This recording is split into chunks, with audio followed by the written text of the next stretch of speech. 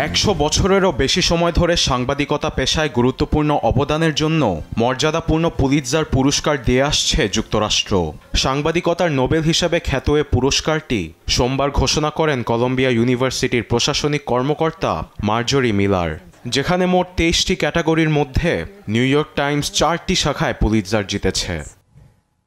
গেল বছরের জুলাইয়ের নির্বাচনী প্রচারণায় ট্রাম্পের উপর গুলি করার মুহূর্তের ধারাবাহিক ছবি তোলার জন্য ব্রেকিং নিউজ ফটোগ্রাফি শাখায় পুরস্কার পেয়েছেন নিউ ইয়র্ক টাইমসের ডাগ মিলিস।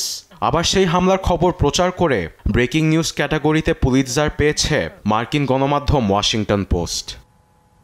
যুক্তরাষ্ট্রসহ অন্যান্য দেশগুলোতে বিশ্বের অন্যতম প্রাণঘাতী মাদক ফেন্টানিলের সহজলভ্যতা এবং কারবারির অনুসন্ধানী প্রতিবেদনে পুলিৎজার পেয়েছে বার্তা সংস্থা রয়টার্স। ফেন্টানিল এক্সপ্রেস নামের 7 পর্বের সেই প্রতিবেদনটি ব্যাপক সাড়া ফেলেছে আন্তর্জাতিক মহলে। ফেন্টানিল বানানোর জন্য কেমিক্যালগুলো যুক্তরাষ্ট্র মেক্সিকো সীমান্ত হয়ে আসে এবং এর আগে চীন হয়ে মেক্সিকো আসে। কেমিক্যালগুলোর প্রবাহমান চিত্রটি খুব সুন্দরভাবে রয়টার্সের প্রতিবেদনে তুলে ধরা হয়েছে।